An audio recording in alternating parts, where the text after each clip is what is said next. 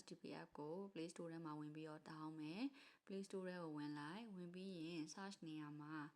STP ဆိုပြီးတော့ရိုက်ရှာလိုက်အဲ့မှာ STP Bank ဆိုပြီးတော့ຫນွေဥဘဏ်အကုန်ပေါ်လာတဲ့ဟာကြိုက်တာနှိပ်လိုက်ပေါ့နော်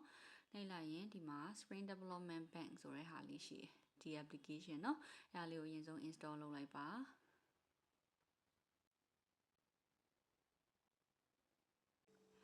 အဲ့တော့ download ဆွဲပြီးသွားပြီဆိုလို့ရှိရင် STP app ထဲကိုဝင်လိုက်မယ်ဝင်လိုက်လို့ရှိရင်အခုပထမဆုံးပေါ်လာတဲ့စာမျက်နှာကအကောင့်စဝင်ရမယ့်နေရာပေါ့နော်လောလောဆယ်က STP app ကို language 2မျိုးနဲ့သုံးလို့ရတယ်မြန်မာလိုသုံးချင်လဲရတယ် English လိုသုံးချင်လဲရတယ်ပေါ့နော်လောလောဆယ်တော့ English လိုမျိုးနဲ့ပဲပြလိုက်မယ်အရင်လည်းမခက်ဘူးပေါ့နော်အဲ့တော့ဒီနေရာမှာကိုယ့်စီမှာအကောင့်ရှိပြီးသားဆိုရင်တော့ login မှာ email နဲ့ password နဲ့ထည့်ပြီးတော့အကောင့်ဝင်လိုက်ရုံပဲအကောင့်မရှိသေးဘူးအခုမှစပြီးအကောင့်ဖွင့်မဲ့လူတွေဆိုလို့ရှိရင်ကြတော့အောက်နားလေးမှာ register ဆိုတဲ့နေရာလေးကိုနှိပ်လိုက်နော်နှိပ်လိုက်လို့ရှိရင်ဒီမှာအကောင့်အသစ်ဖွင့်ရမယ့်စာမျက်နှာပေါ်လာပြီ။အဲ့တော့အကောင့်ဖွင့်တဲ့နေရာမှာသူက2မျိုးလုပ်လို့ရတယ်။ပထမတစ်ခုကဒီအပေါ်က enter your email ဆိုတဲ့နေရာမှာကိုအကောင့်မှာသုံးမဲ့ Gmail email ကိုထည့် password ကဒီမှာကိုထားခြင်းတလို့ထားပေါ့နော်။ဒါပေမဲ့သတ်မှတ်ချက်လေးတွေတော့ရှိတယ်။အောက်မှာရေးထားပြီးသားအနည်းဆုံး8လုံးကနေအများဆုံး32လုံးထိထားလို့ရတယ်။ကိုထားတဲ့စလုံးတွေထဲမှာအကြီးစလုံးအနည်းဆုံးတစ်လုံးပါရမယ်။အသေးစလုံးအနည်းဆုံးတစ်လုံးပါရမယ်။နောက်ကဏ္ဍအနည်းဆုံးတစ်လုံးပါရမယ်။အဲ့တော့ကိုထားတဲ့ password အဆင်ပြေတယ်ဆိုရင်ဒီအောက်မှာဒီ9ခုလုံးမှာအစိမ်းချစ်အမှန်ချစ်လေးတွေပေါ်လာလိမ့်မယ်ပေါ့နော်ဒုတိယအကွက်မှာအဲ့ password ကိုနောက်တစ်ခေါက်ပြန်ပြီးတော့နှိပ်ပြီးတော့မှ register လုပ်အဲ့လိုမျိုးလုပ်ချင်လဲရတယ်ဒါမှမဟုတ်ရင်ကိုယ့်ဖုန်းထဲမှာရှိပြီးသား Gmail နဲ့တစ်ခါတည်းတန်းပြီးတော့ဖွင့်ချင်တယ်ဆိုလို့ရှိရင်လည်းအလွယ်ဖွင့်လို့ရတယ်ပေါ့နော်အဲ့တော့ပိုလွယ်တဲ့ဟာလေးကိုတစ်ချက်အရင်ပြပေးလိုက်မယ် register with Google ကိုနှိပ်လိုက်နှိပ်လိုက်လို့ရှိရင်ကိုယ့်ရဲ့ဖုန်းထဲမှာရှိတဲ့ Gmail account တွေပေါ်လာမယ်ပေါ့နော်ကိုသုံးချင်တဲ့ Gmail ကိုရွေးလိုက်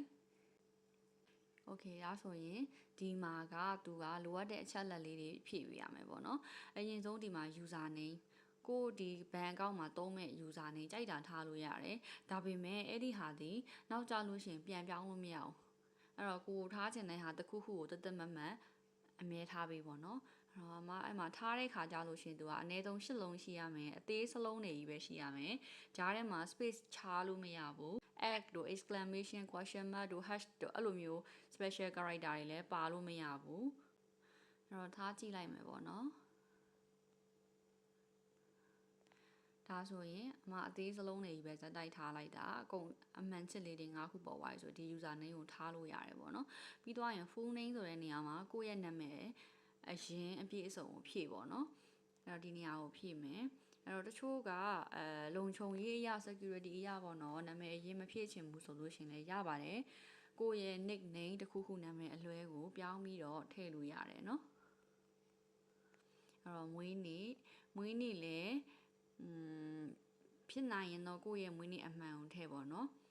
တခြားပြောင်းထည့်လိုက်လေလောလောဆယ်တော့ရသေးတယ်နော်ဖုန်းနံပါတ်ကထည့်လဲရတယ်မထည့်လဲရတယ်အဲ့တော့ဒီဟာတွေမှာ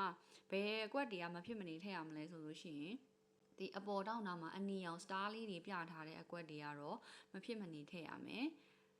star မပြထားတဲ့အကွက်တွေကတော့မထည့်ဘဲနဲ့ကြော်သွားလို့ရတယ်ကိုယ့်ရဲ့ data တွေကိုအကုန်မဖြည့်ချင်ဘူးဆိုလို့ရှိရင်လည်းရတယ်ဖြည့်ကြမလို့တဲ့အကွက်တွေကိုကြော်သွားလိုက်အဲ့တော့ဖုန်းနံပါတ်ကြော်ခဲ့လိုက်လို့ရတယ် country ကတော့ကိုယ်ပဲနိုင်ငံကသုံးတာလဲပေါ့အခုကတော့က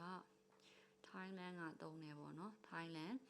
နောက်ဒီမှာဆိုလို့ရှိရင် last four character ဆိုတာကကိုယ့်ရဲ့မှတ်ပုံတင်နံပါတ်ပဲဖြစ်ဖြစ် passport နံပါတ်ပဲဖြစ်ဖြစ်ရင်မောင်းလိုင်စင်နံပါတ်ပဲဖြစ်ဖြစ်အဲ့ဟာရဲ့နောက်ဆုံး၄လုံးကိုထည့်ပေးရမှာမှတ်ပုံတင်ကကိုယ့်မှတ်ပုံတင်နံပါတ်က12345ဆိုပါဆိုအဲ့ဆိုရင်နောက်၄လုံးဖြစ်တယ်3456အဲ့ဒါကိုဖြည့်ပေးရမှာပေါ့နော်ဟူဖြည့်ပေးလိုက်ပြီးရင်ဒီအောက်က referral user name ဆိုတာကလည်းသူက optional ပဲထည့်လဲရတယ်မထည့်လဲရတယ်တကယ်လို့အမအခုတင်ထားတဲ့ဗီဒီယိုတွေ့ပြီးတော့မှအကောင့်သေးဖွင့်တဲ့လူတွေပေါ့နော်ထည့်ပေးချင်တယ်ဆိုလို့ရှိရင်အမရဲ့ STP user name လေးကိုဒီမှာထည့်ပေးလို့ရတယ်နော် continue နဲ့ပြီးရင်သူကဒီအစစ်မှာကပင်းကုတ်ထားရမှာပင်းကုတ်ဆိုတာကိုယ့်ရဲ့လျှို့ဝှက်ကဏ္ဍပေါ့လျှို့ဝှက်နံပါတ်ပေါ့6လုံးထားရမယ်เนาะအဲ့ဒီ6လုံးဒီနောက်ပိုင်းကိုဒီ STP အကောင့်ထဲကနေငွေသွင်းငွေထုတ်လုပ်တဲ့အခါတိုင်းတခုခု transaction လုပ်တဲ့အခါတိုင်းပြန်ပြီးတောင်းမဲ့လျှို့ဝှက်ကုတ်ပေါ့เนาะအဲ့တော့ကိုအမြဲတမ်းထားနေကြကဏ္ဍ6လုံးဖြစ်ဖြစ်မမေ့နိုင်မဲ့ကဏ္ဍ6လုံးတေချာထားပြီးသွားလို့ရှိရင်လည်းအဲ့ဒီကဏ္ဍ6လုံးကိုတနည်းအားမှာမှတ်ထားပါเนาะ အဲ့တော့ pin code တစ်ခုခုထားလိုက်အောက်မှာအဲ့ဒါကိုပဲထပ်ပြီးနောက်တစ်ခေါက်ပြန်ပြီးတော့ confirm ထည့်နှိပ်ပေးပေါ့နော်ပြီးရင် complete နှိပ်လို့ရပြီဒါဆိုလို့ရှိရင်သူကဒီ account ရသွားပြီပေါ့နော်ကိုဒီ STB account နဲ့ပတ်သက်တဲ့ terms and condition တွေကိုဝင်ပြီးတော့ဖတ်ခိုင်းတာပေါ့နော်အဲ့ဒါလေးတစ်ချက်အောက်ကို scroll down လုပ်လိုက်ပြီးရင်ရပြီဒါဆိုရင် agree ကိုနှိပ်လိုက်လို့ရှိရင်ရပြီပေါ့နော်ဒါဆိုလို့ရှိရင်ကိုစီမှာ STB bank account တစ်ခုရသွားပြီပေါ့နော်။ account ရသွားလို့ရှိရင်ညာဘက်အောက်တောင်နားမှာ profile ဆိုတဲ့ထဲကိုဝင်ကြည့်လိုက်ရင်အပေါ်မှာကိုထားခဲ့တဲ့ကိုရဲ့နာမည်ရဲ့ကိုသုံးခဲ့တဲ့ Gmail ရဲ့ပေါ်နေလိမ့်မယ်ပေါ့နော်။ profile information တွေကိုဝင်လိုက်လို့ရှိရင်ခုနကတော့ကိုဖြည့်ခဲ့တဲ့ data တွေ email နာမည်ပြည့်စုံ username referral username ဘာသုံးထားလဲပေါ့မွေးနေ့ဘယ်နိုင်ငံဘာဖြစ်ခဲ့လဲအဲ့ဒါတွေအကုန်လုံးမြင်ရမယ်အောက်ဆုံးနားမှာကိုရဲ့ account type ပေးနားမှာလဲ normal လို့ပြနေလိမ့်မယ်ပေါ့နော်အဲ့တော့အဲ့မှာကိုကကိုရဲ့ profile picture ထားခြင်းနဲ့ဆိုရတယ် change avatar ဆိုတာလေးကိုနှိပ်ပြီးသွားရင်ကိုထားခြင်းတဲ့ပုံလေးကိုရွေးလိုက်ပေါ့နော်ရွေးလိုက်လို့ရှိရင်ကိုရဲ့ profile picture ကဒီမှာပြောင်းသွားပြီ edit ဆိုပြီးတော့ဒီထဲမှာဖြည့်ခဲ့တဲ့ data တွေကိုလည်းကိုပြန်ပြီးတော့ပြင်လို့ရတယ်နော်ဒီမှာသူကပြင်လို့ရတဲ့ဟာတွေဆိုလို့ရှိရင်ဒီမှာအမဲရော